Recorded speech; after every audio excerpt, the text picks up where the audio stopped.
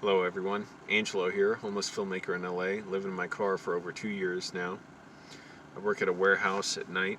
I work 7 nights a week for now because it's busy in December. I'm trying to make as much money as I can. My body's holding up well. First few weeks were kind of rough, but after December, hopefully I think I can get 6 days a week. Somebody told me I could get that, so I'll have to ask, but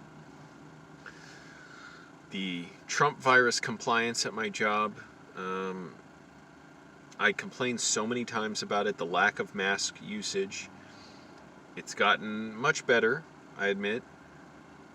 Still nowhere to the point that would prevent a huge outbreak at my job, and people still don't take it seriously. I've complained to so many people throughout the company, the managers, the general manager, the administrators, human resources, and we have a Trump virus compliance person for the whole company, I guess. And I called HR again the other day to complain, like, hey, I don't know who else to talk to. A bunch of people are not wearing masks, and it comes down to the managers on the floor enforcing it. Because you can say it as a suggestion or a rule to people, they don't follow it. A lot of people, just during the breaks, they'll just take them off and start talking. It's like, well, why did you even have them on during your shift? And there are certain managers who are supposed to enforce that with people, one of whom does not, and does not even wear a mask a lot of the time. And I complained to one manager, because it was a manager for the drivers, and he said, okay, I'll go say something.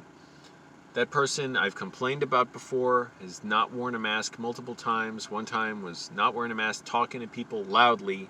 And the problem with that, when the Trump virus is at play, is that can spread, the Trump virus even further. Talking to a bunch of other drivers, I'm like, all right, well, you're going to get your employees sick, I guess. And all those people wearing masks, not all of them do. It's so messed up. Like, how many people don't?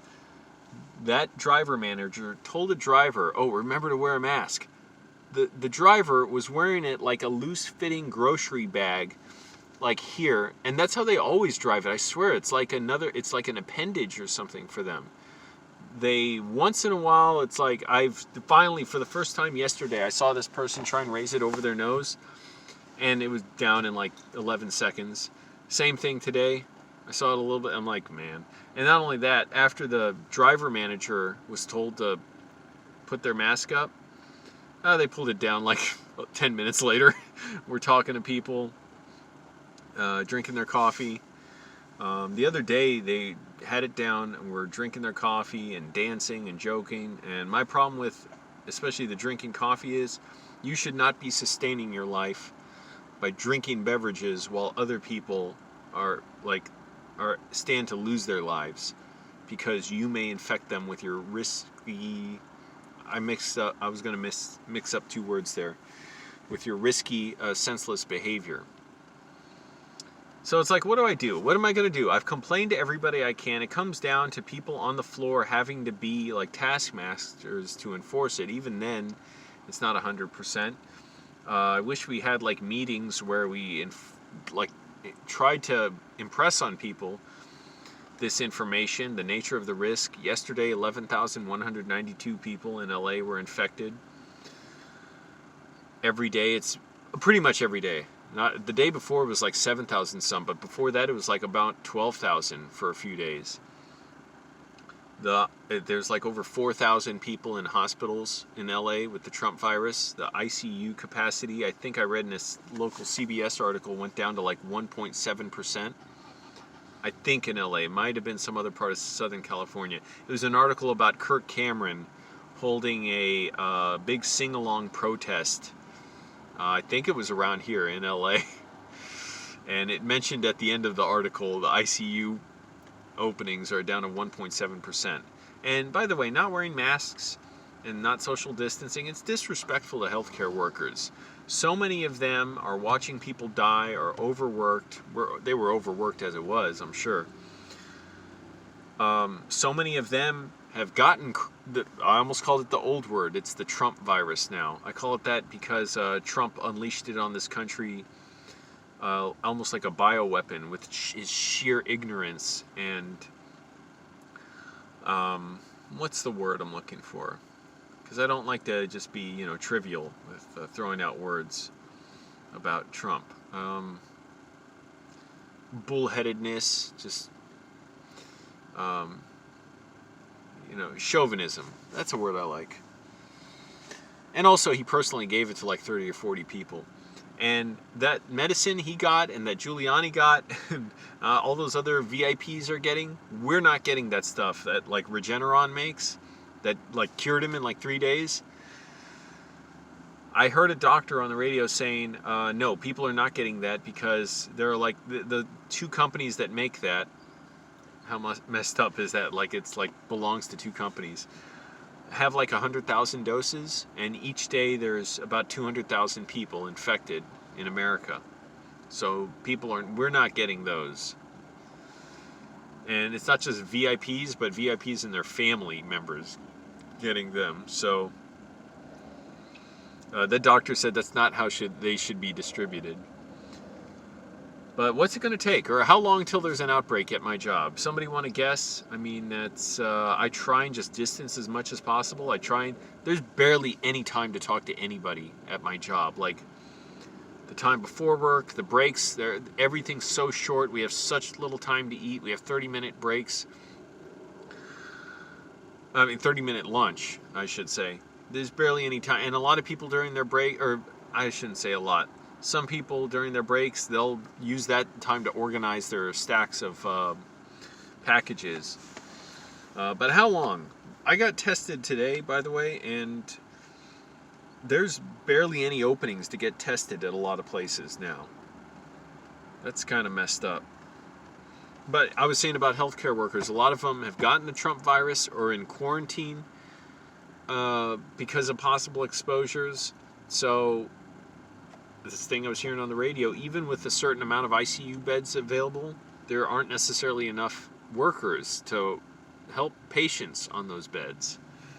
So this is getting really, really bad, and I don't think it's changing anytime soon. I wish it would. I don't want people to get sick at my job. I've been trying desperately to try and stop. Well, what do I do? Or do you think they're going to take it more seriously once more people get sick? Because 4 people got sick last month in a span of like 30 days, from November to December, with the Trump virus. We all got notified of it. How many more, and how many are not getting tested for it? It's harder to get tested now, and I can imagine some people it's hard to get tested because they work all day, especially the drivers. They probably work like 12 hours a day. So that's a hard thing to do, but I'm just trying to do my job as best I can. My manager tried telling me good job for working so hard yesterday because it was real hectic. I was almost like, I don't want to hear about that. I don't care. I'm not here for your accolades or pats on the back. It really was kind of weird. It's like, I'm a grown man. I don't give a shit. When I'm working harder, I'm kicking money up in this company. I don't get any more money. So don't even tell me thanks. Or don't even tell me I did a good job of making the people who run this company more money. Anyway, so part of the reason I'm working this job and not just quitting and just taking my money and living for another 2 months or something is I want to save up for some film gear. Film gear is not like a magic thing that's just going to make, my videos better or anything. And also without an office to edit it and stuff, it's difficult. But I was looking, and I'm still thinking about it, getting a Blackmagic Pocket cinema camera, the 6K camera, because I've seen footage of it. It looks amazing. And Alex Preuss, I think he personally recommended it to me, or maybe not. Maybe he just put it in a Facebook post. I'm a huge fan of his. I interact with, or I talk with him a lot on there. Excuse me. I used to post on Alex Preuss's old website, which has been gone for a long time, his Mystery Clock website, where he had a message board where you could ask him questions. And when I was like 17, I would go on there and talk to him. But anyways, huge fan of his. Dark City, The Crow, Knowing, Gods of Egypt. And He's building his own studio, a virtual studio. It's amazing. Anyways, check him out. Or check out his YouTube channel. I think it's Mystery Clock Cinema on YouTube. But if you look up Mystery Clock Alex Preuss, you'll find a bunch of his videos, along with, he gives like filmmaking sort of classes in his videos. And now he's making short films, and they look incredible. His preview for Mask of the Evil Apparition. He shot in his virtual studio, so none of those cities or anything are real.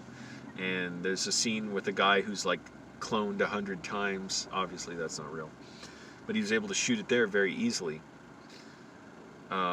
Anyways, long story, but point is, he loved the Blackmagic 6K camera, and I was like, okay, that looks good, and it's very affordable. It's expensive to get the hard drives you need. It uses a ton of data and all this stuff, but I'm like, the image, the color, the detail, the highlights, everything looks amazing. I'm sure it'll do everything I need. But today he was posting about a Panasonic S1H camera, I think it's called. I don't keep up with cameras much anymore. That was more a thing I did when I had homes, because like, what's the point? I know I'm not going to be able to afford most of these, and anyone would do what I'm sure do great. It's real part of the, part of my interest in looking at cameras is seeing which is just the easiest to use, which has the longest battery life, which it uses the least amount of data, and I'm thinking, I could maybe get work on film sets or commercials after the pandemic's gone, or maybe even before then. I was working on a lot of films and other stuff, commercials, corporate videos, before the pandemic hit. A little bit afterwards, but very little. I had like 3 jobs after the pandemic. 4, maybe. But this Panasonic looks really good. It's like twice as expensive, $4,000 compared to 2, and then you still have all these other costs. So it's like, I'll be working this job another few months just to afford the Panasonic. That's not even counting a bunch of batteries, cards, lenses, and then you need a powerful computer, and I need to learn the color grading software. I don't really know how to color grade the more advanced stuff. All I know is the simple color wheels, but that's very basic color grading, but I've never needed to before. And it'd be good to have something to eventually possibly shoot my own films, or maybe I'd just hire a cinematographer and rent them. I'd like to save money and shoot them myself if possible. I know that's a tall order for a director to do that, because it's such tiring work and long hours. Anyways, and I'm trying to write every day too. That's totally on me that I'm not writing as much as I want to. I have a notebook that I'm filling up. I got another notebook ready to go, where I just write my movie ideas and write out the scenes and everything. That's that writing out scenes motion. But anyways, Alex was posting about this, the Panasonic S1H, saying he really likes it and he thinks it's great, and it's a full frame camera, which basically means just a larger image. So that's kind of cool. I'm like, it's a little thing, but it makes a difference. I'm sure a lot of people wouldn't really notice or care, and I'm sure I wouldn't really notice or care for the most part. I looked up some comparisons today. Anyways, if you're curious about indie filmmaking, there's 2 cameras to think about, and then again, especially with the Blackmagic, you need a ton of hard drive space. The Panasonic, the data rates are very low. They keep them very low. That's incredible. It would save a ton of money. But even then, the lenses for full frame cameras, I guess, typically more expensive. And when you're dealing with all the gear and the rig on it, a cage and stabilizers and all that all adds up. And then lights. Excuse me, my allergies are acting up. I check my temperature every day. You all should check it too. Check my temperature every day. Always this spot where I park, my allergies act up a little. And I've been showering finally. Since the gyms have closed, I've showered like 4 times because somebody I met at Sunspace let me use his shower, and then had a unused Airbnb he let me use that was real nice. Sunspace, if you don't know, is a performing arts venue that closed down after the pandemic, but it was a great place. I went to a lot of shows there. I loved being there. The owner was so nice to me. He let me use it as an office for like 6 months, along with like my air fryer to cook stuff and stink up the place. But it was so great to have it. And they're continuing live shows online now. His son is taking over. His son gave me my shoes that I have now. I've gotten a lot of help from people at Sunspace over the last year. And it's called, now instead of Unusual Tuesdays, it's called Sunspace Presents. So look up Sunspace Presents on YouTube. They stream it on Twitch, but then they put it on YouTube. Or look up Sunspace on YouTube, but filter the search results by channel. Support them. They supported me a ton, and they make really good entertainment, and I'll probably be participating in stuff they do in the future. Actually, I'm sure of it, especially if I make music videos or something. It's a variety show, so there's music, there's spoken word, dancing, there's comedy. I played my videos there. There's a lot of stuff that happens on this show, or the old version of the show. And the new version seems like it's going to be similar. Check them out. They're really cool. Also, check out Alex Preuss's YouTube channel. He actually said in a live stream that I helped inspire him to make YouTube videos because I kept sharing mine, especially my own fan videos of his. So I'm going to roll up my window so somebody parked next to me. My nerve. So check him out. And he even said, by the way, that Christopher Nolan told him that he used The Crow and Dark City as inspiration for the look of his Batman movies. So I inspired the guy that inspired Christopher Nolan. By the way, if I was Alex Preuss, that's all I would talk about is Christopher Nolan said, I influenced the Batman movies, the Dark Knight films. I realize Batman movies sounds a little antiquated, like I'm an old man calling video games Nintendos. But the first one was not the Dark Knight, so I don't call it the Dark Knight trilogy. I call it Nolan's Batman films. Anyways, check out his channel as well. Look up Mystery Clock Cinema, I think it's called, on YouTube. I've been a fan of Alex Preuss's for so long. I've tried filming this video multiple times. I don't remember if I said this in this take or a previous one, but I used to even post, when I was 17, Alex Preuss had a website before YouTube was around. This is like 2002 with his short films and some commercials and music videos. That's where I first found a lot of his stuff he did before his movies or between movies, and I would watch them over and over again. Now, a lot of that stuff's on YouTube, like his Crowded House video, Don't Dream It's Over, his short films, they're remastered on his YouTube channel. And one that I never saw before, the spaceship one, I forget the title. But anyways, support him too. I gotta support my ass.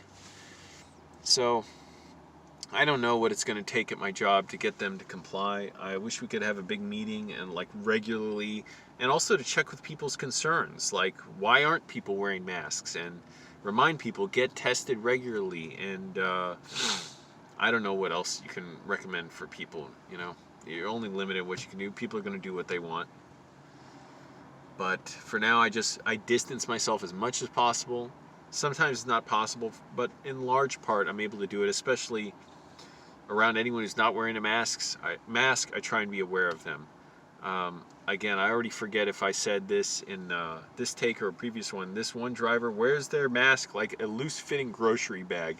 It's like an appendage down here. And they pulled it up for the first time that I saw yesterday over their nose, and it came right back down. The manager of the drivers, I told the manager, hey, that person's not wearing a mask. They're supposed to enforce it on people. They took their mask right back down like 10 minutes later. So it's like, what's it going to take? People just don't get it. They don't care. What's it going to take? Are we just going to wait and see an outbreak at my job? And I wear my face shield at all times too, until I go into my car and eat in there, and